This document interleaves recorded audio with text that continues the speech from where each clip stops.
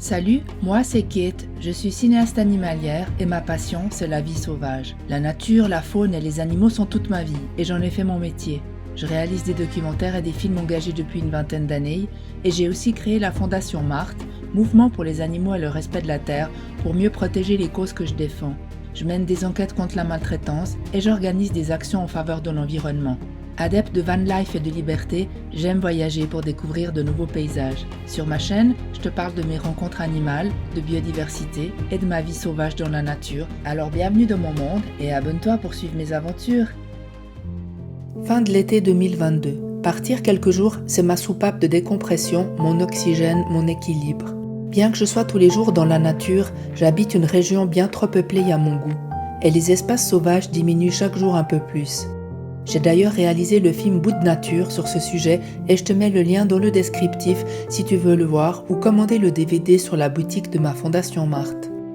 Régulièrement, je ressens le besoin de m'évader loin de la civilisation et des gens. Me ressourcer m'aide à poursuivre mon travail d'enquêtrice en faveur des animaux et de l'environnement au sein de ma Fondation Marthe.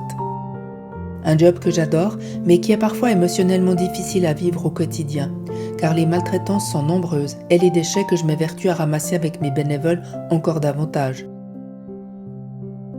Être seule dans la nature me permet donc de me ressourcer. Partir en montagne, c'est prendre de la hauteur, une bouffée d'oxygène et s'éloigner de la canicule de la plaine. Et cet été, les températures étaient vraiment étouffantes. Là-haut, dans ce décor constitué essentiellement de minéral, on ressent toute la force du monde sauvage.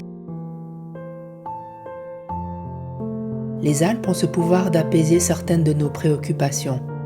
Se sentir minuscule face aux pics rocheux qui se dressent devant soi, cela aide à relativiser beaucoup de choses.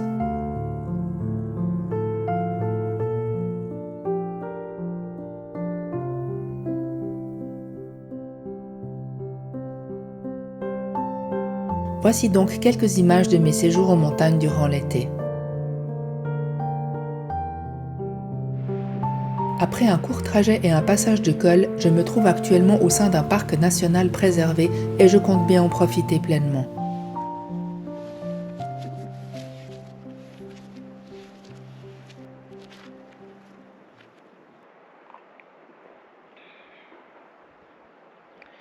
J'ai super bien dormi. Il faisait pas très froid. Il faisait même bon, c'était agréable. Magnifique endroit. Wow, ça fait du bien. À côté de ce petit village pittoresque, il y a une magnifique cascade et je décide de m'y rendre. Maintenant que le soleil tape, un peu de fraîcheur ne sera pas de refus.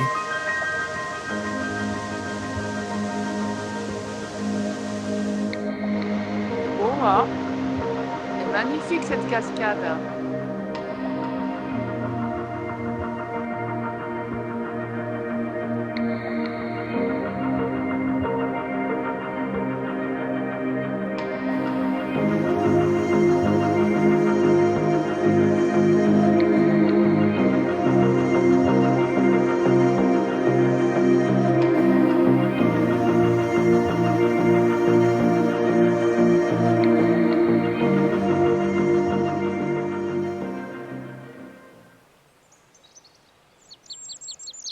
Milieu d'après-midi, la lumière est trop dure pour filmer les magnifiques paysages et les animaux font la sieste. Alors je choisis un coin sympa pour me poser un peu. J'ai trouvé l'endroit parfait, un petit ruisseau pour remplir mes gourdes, quelques arbres pour avoir un peu d'ombre. Avec vue à 360 degrés, là aussi, si je l'ouvre derrière la moustiquaire. Voilà, je suis pas mal là, hein. Vivre quelques jours par semaine dans un van, c'est prendre encore plus conscience des ressources qui nous sont nécessaires au quotidien. Utiliser l'électricité acquise grâce aux panneaux solaires sur le toit avec parcimonie. Quant à l'eau, quand tu as uniquement un petit réservoir interne qui contient 30 litres et qu'il doit te servir aussi bien pour laver les fruits et légumes, pour la vaisselle ou pour faire ta toilette, je peux te dire que tu apprends vite à ne pas gaspiller la flotte. Pour ce qui est de l'eau potable, en montagne, je prends mon eau à la source avec une gourde prévue à cet effet. Et sinon, j'ai un gros jerrycan avec pompe et système de filtrage dont je te parlerai peut-être dans une autre vidéo.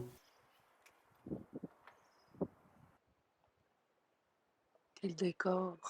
Un peu plus tard, je retourne me poster à un endroit où j'ai repéré des chamois le matin. Ils sont de nouveau là, ce sont 2 mâles solitaires et ils se toisent du regard.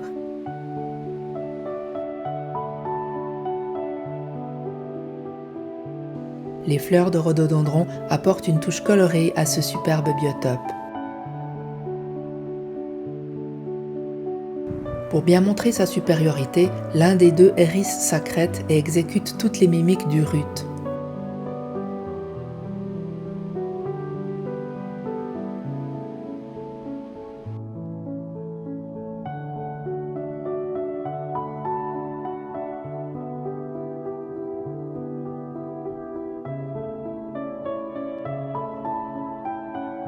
Un peu plus loin, j'entends les marmottes crier. Elles ont terminé leur sieste, alors je vais aller les observer.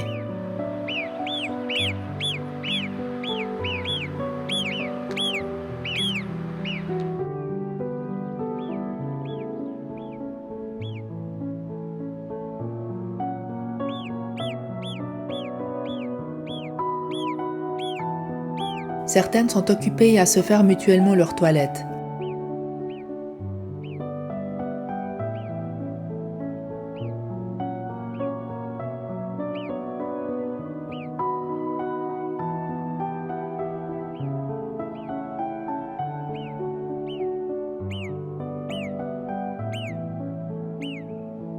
D'autres se délectent des plantes succulentes près de leur terrier.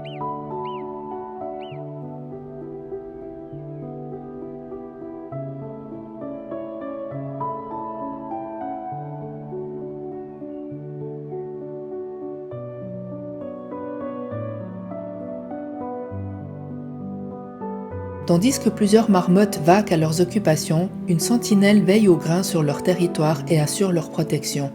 Au moindre danger, elle donnera l'alerte. Des cris continus signalent la présence d'un intrus. Un seul coup strident indique un danger imminent ou un prédateur. Dans ce dernier cas, tout le monde court se mettre à l'abri dans les galeries creusées sous la terre. Quand on regarde ces images, on se rend bien compte que les marmottes ne mangent pas que de l'herbe, mais que leur menu est très varié. Ici, sur cette prairie sauvage non pâturée, elles peuvent bénéficier d'une nourriture saine et équilibrée qui comporte aussi des fleurs. Mais les marmottes qui sont sur des pâturages squattés par des bovins n'ont plus grand-chose à manger à la fin de l'été. Elles doivent se contenter des restes. Et contrairement à d'autres espèces qui peuvent aisément se déplacer pour chercher de la nourriture plus loin, les marmottes sont intimement liées à leur terrier dont elles ne peuvent guère s'éloigner. De plus, c'est justement à cette période de l'année qu'elles doivent faire des réserves de graisse pour survivre durant leur hibernation. J'en reviens donc encore et toujours au même constat. Les animaux sauvages et la nature ne sont jamais prioritaires et ils sont constamment en train de devoir s'adapter aux bouleversements qu'on leur impose.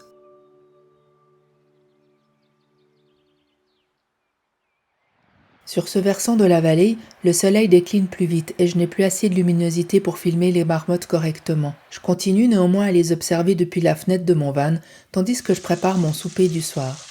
Au menu, courgettes et salade de carottes.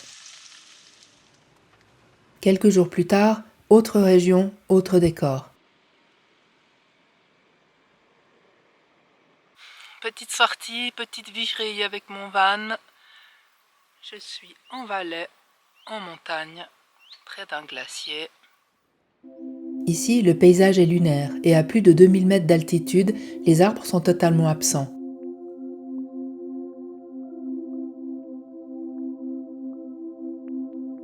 Seules quelques délicates linégrètes déjà fanées se balancent au gré du vent. Plus loin, on entre dans un univers minéral des plus artistiques avec ses lapiers à la géométrie étonnante. Ces courbes et ces sillons rocheux, dont certains peuvent s'avérer très profonds, ont été sculptés par les eaux de ruissellement à travers la masse de calcaire, depuis le glacier situé en contre-haut. C'est magnifique. Faut juste pas évidemment mettre les pieds dedans parce que quand on filme en même temps puis qu'on marche, il y a de grosses probabilités que ça arrive et là ça fait mal. Je me pose un instant pour admirer ces montagnes majestueuses. Quand mes yeux regardent en direction du glacier, je ne peux m'empêcher de penser que sa surface diminue chaque année de manière alarmante, et je peine à réprimer mon éco-anxiété. Il me faudra quelques minutes pour me raisonner et accepter que je ne peux pas sauver la planète à moi toute seule, ni changer cette situation. Je ferai donc mieux de profiter pleinement de ce moment et cesser de culpabiliser de faire partie de l'espèce humaine responsable de tout ce chamboulement. J'ai le soleil qui arrête pas de jouer à cache-cache, là il y a un jour blanc. Je suis sensible des yeux, j'entends les marmottes qui sifflent là-bas. Dur d'être toujours optimiste quand on est quotidiennement confronté à une réalité qui nous touche et qu'on ne peut nier.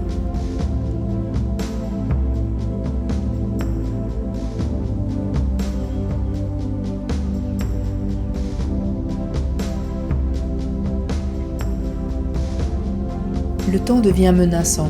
Des gros orages sont annoncés en fin d'après-midi. Mieux vaut ne pas trop s'éloigner du van.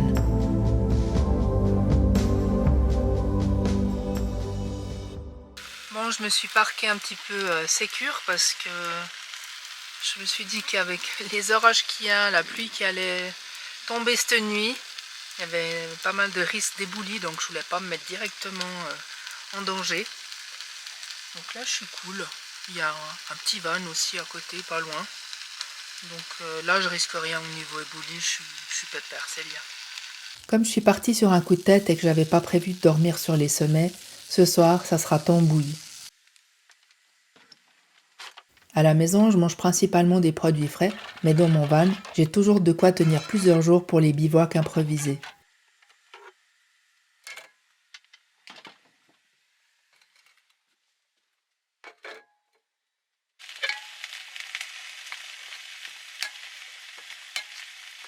Mon petit fromage vegan, délicieux.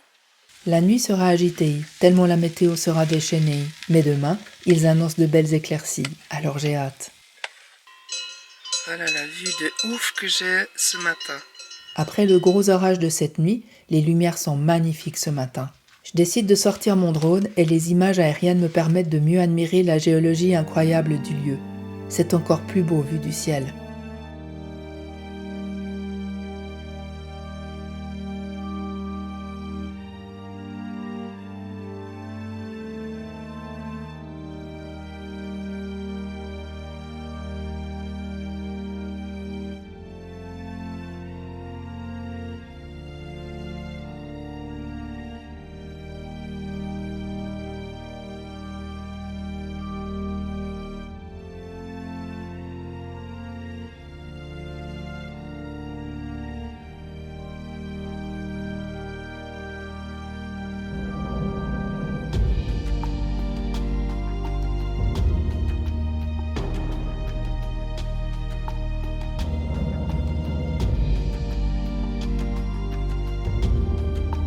Je termine ici cette vidéo afin qu'elle ne soit pas trop longue et je te donne rendez-vous dans quelques jours pour un nouvel épisode de mes aventures en nature. À bientôt!